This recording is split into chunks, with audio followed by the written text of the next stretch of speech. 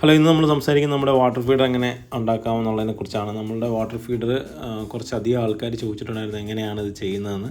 അപ്പോൾ നമ്മൾ 3 ഇഞ്ചിൻ്റെ 1 മീറ്റർ പൈപ്പാണ് മേടിച്ചിരിക്കുന്നത്. അതുപോലെ തന്നെ 1 ഇഞ്ചിൻ്റെ ഒരു 1/2 മീറ്റർ പൈപ്പ് വേണം. പിന്നെ ബാക്കിയുള്ള കമ്പോണൻസ് ഞാൻ ഓൾറെഡി ഒരു വീഡിയോ ആയിട്ട് ചെയ്തിട്ടുണ്ട്. അപ്പോൾ അതിൻ്റെ ലിങ്ക് ഞാൻ ഇതിൻ്റെ താഴെ തന്നെ കൊടുക്കാം. അപ്പോൾ ഇതിൽ നമുക്ക് വേണ്ട കമ്പോണൻസ് ആണ് ഇതെല്ലാം. ഒരു 10 സെൻറ്റിമീറ്റർ നീളത്തിൽ നമ്മൾ 1 ഇഞ്ചിൻ്റെ പൈപ്പ് മുറിച്ചെടുത്തിട്ടുണ്ട്. അതുപോലെ തന്നെ 2 കൊന്ന് റെഡ്യൂസർ ബുഷ്, പിന്നെ ഒരു എൽബോ, അതുപോലെ തന്നെ ബോൾ വാൽവ്, പിന്നെ 1 മീറ്റർ 3 ഇഞ്ചിൻ്റെ പൈപ്പ്. പിന്നെ ഉള്ളത് 3:2 റെഡ്യൂസറാണ്. 3:2 റെഡ്യൂസറിനെ പിന്നെ നമ്മൾ 1 ഇഞ്ചിലേക്ക് കൺവേർട്ട് ചെയ്യണം. അതിന് നമ്മൾ ബുഷാണ് ഉപയോഗിക്കുന്നത്. ആദ്യം നമ്മൾ ചെയ്യേണ്ടത് വാട്ടർ ഫീഡർ കണക്ട് ചെയ്യാനുള്ള പൊസിഷൻ കണ്ടുപിടിക്കുക എന്നുള്ളതാണ്. അതിനായിട്ട് നമ്മൾ റെഡ്യൂസർ കണക്ട് ചെയ്തിട്ട് അതിൽ സെല്ലോ ടേപ്പ് അല്ലെങ്കിൽ നിങ്ങൾക്ക് ഇൻസുലേഷൻ ടേപ്പ്, ഞാനിവിടെ ഇൻസുലേഷൻ ടേപ്പാണ് ഉപയോഗിച്ചിരിക്കുന്നത്. ഇൻസുലേഷൻ ടേപ്പ് വെച്ചിട്ട് നമ്മൾ കണക്ട് ചെയ്ത് ഒട്ടിക്കുക. അതിനുശേഷം അതിൻ്റെ അകത്ത് നമ്മുടെ ഡ്രിൽ ബിറ്റ്, ഈ നമ്മുടെ വാട്ടർ ഫീഡറിൻ്റെ കൂടെ തന്നെ അതിൻ്റെ കറക്റ്റായിട്ടുള്ള അളവിലുള്ള ഒരു ഡ്രിൽ ബിറ്റ് ഉണ്ടാവും. അപ്പോൾ അത് നിങ്ങൾ മേടിക്കുമ്പോൾ അതിൻ്റെ കൂടി കിട്ടുന്നതാണ്.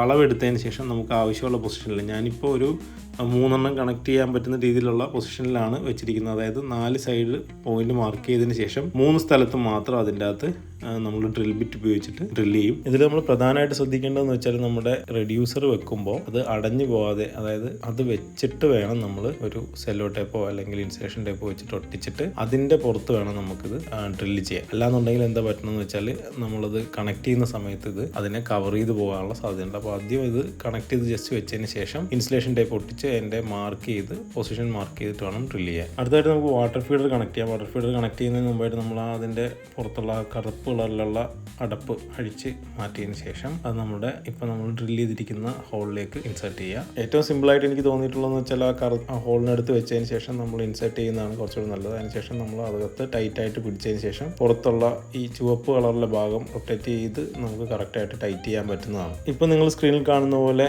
ഒരു ഫംഗ്ഷനാലിറ്റിയാണ് നമുക്ക് വേണ്ടത്. അതായത് നമ്മൾ വെള്ളം നിറച്ചാൽ അതിൻ്റെ അതേ വെള്ളം നിറയുകയും പിന്നെ തിരിച്ച് വെള്ളം കട്ടായി കഴിയുമ്പോൾ തിരിച്ചാവുകയും ചെയ്യും. ബാക്കിയുള്ള 2 കൂടി ഇതുപോലെ തന്നെ സെറ്റ് ചെയ്യുക. നമ്മളിപ്പോൾ 3 കണക്ട് ചെയ്തിട്ടുണ്ട്. ഞാനിവിടെ 3 വാട്ടർ ഫീഡർ മാത്രമാണ് കണക്ട് ചെയ്തിരിക്കുന്നത്. എന്തിനാന്ന് വെച്ചാൽ ഒരു സൈഡിൽ എനിക്കൊരു സപ്പോർട്ട് ആഡ് ചെയ്യണമെങ്കിൽ അത് അവിടെ മറഞ്ഞു പോകാതിരിക്കാൻ വേണ്ടിയാണ് അങ്ങനെ ചെയ്തിരിക്കുന്നത്. നിങ്ങൾക്ക് വേണമെങ്കിൽ 4 കണക്ട് ചെയ്യാം. അതിനോടൊപ്പം തന്നെ നിങ്ങൾക്ക് ഹാങ് ചെയ്തിടണമെങ്കിൽ അത് നിങ്ങളുടെ ഇഷ്ടത്തിൽ ചെയ്യാം. ഇപ്പോൾ ഇതിവിടെ നമ്മൾ ചെയ്തിരിക്കുന്നതെന്ന് വെച്ചാൽ അടുത്തതായിട്ട് നമ്മൾ 3 ഇഞ്ചിനെ 2 ഇഞ്ചായിട്ട് റെഡ്യൂസ് ചെയ്തിരിക്കുകയാണ്. അതിനുശേഷം നമ്മൾ 2 ഇഞ്ചിനെ റെഡ്യൂസർ ബുഷ് വെച്ചിട്ട് 1 ഇഞ്ചിലേക്ക് കൺവേർട്ട് ചെയ്തിട്ടുണ്ട്. ഈ സെറ്റപ്പിൽ നമ്മുടെ 3:2 റെഡ്യൂസറിൻ്റെ താഴേക്കുള്ള വെള്ളം നമുക്ക് ഒരിക്കലും ഉപയോഗിക്കാൻ പറ്റില്ല. അപ്പോൾ ആ വെള്ളം നമ്മൾ ഒരാഴ്ചയിൽ ഒരിക്കലെങ്കിലും കളഞ്ഞ് ക്ലീൻ ചെയ്യേണ്ട ആവശ്യമുണ്ട്. അതിൻ്റെ ആവശ്യങ്ങൾക്കായിട്ട് ഒരു ബോൾ വാൽവ് കൂടെ സെറ്റ് ചെയ്യുന്നുണ്ട്. ആ ബോൾ വാൽവ് സെറ്റ് ചെയ്യുന്നതിന് വേണ്ടിയിട്ടാണ് നമ്മൾ 1 ഇഞ്ചിൻ്റെ പൈപ്പ് 2 കട്ട് ചെയ്ത് വെച്ചിരുന്നത്. വേറൊരു ഡയറക്ഷനിലേക്ക് ഓപ്പൺ ചെയ്യാൻ വേണ്ടിയിട്ടാണ് നമ്മൾ ഒരു എൽബോ വെച്ച് കണക്ട് ചെയ്തിട്ട് അതിലേക്ക് ബോൾ വാൽവ് കണക്ട് ചെയ്ത് എടുക്കാൻ പോകുന്നത്. ഇപ്പോൾ നമ്മളുടെ water feeder setup almost complete ആയിട്ടുണ്ട്.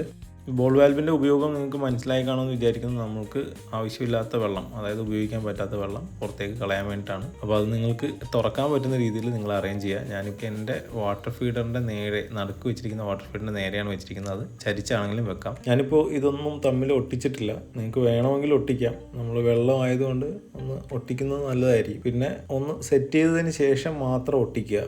ആദ്യം ഒന്നെല്ലാം സെറ്റ് ചെയ്ത് വെച്ച് ഇത് വർക്കിംഗ് ആണോ എന്ന് നോക്കിയതിന് ശേഷം മാത്രം ഒട്ടിച്ച് വെക്കാൻ ശ്രമിക്കുക. അടുത്തതായിട്ട് ശ്രദ്ധിക്കേണ്ട ഒരു കാര്യം എന്ന് വെച്ചാൽ നമ്മൾ ആദ്യമായിട്ട് PVC പൈപ്പ് ഉപയോഗിക്കുകയാണ്. അപ്പോൾ അത് നന്നായിട്ട് കഴുകിയിട്ട് വേണം കോഴികൾക്ക് വെള്ളം കൊടുക്കാൻ. അപ്പോൾ ആദ്യം നമ്മളൊന്ന് മൊത്തം, അതായത് നമ്മൾ ചെയ്തിട്ടുള്ള എൻ്റെ സിസ്റ്റത്തിൽ കൂടെ ആ വെള്ളം ഒന്ന് ഒഴുക്കി കളയണം. അത് ഒഴുക്കി കളഞ്ഞതിന് ശേഷം നമുക്ക് വെള്ളം നിറക്കണം. ഇപ്പോൾ നമ്മൾ വെള്ളം നിറച്ചിട്ടുണ്ട്. ഇപ്പോൾ അത് ഫംഗ്ഷനിലാണോ എന്ന് ഞാൻ ചെക്ക് ചെയ്തുകൊണ്ടിരിക്കുകയാണ്. നമുക്കത് ഇങ്ങോട്ടും ആക്കിയിട്ട് അതിൻ്റെ അത് വെള്ളം നിറയുന്നത് വെള്ളം കളഞ്ഞിട്ട് ട്രൈ ചെയ്ത് നോക്കാം. ഓരോന്നിലും അത് ട്രൈ ചെയ്ത് നോക്കണം.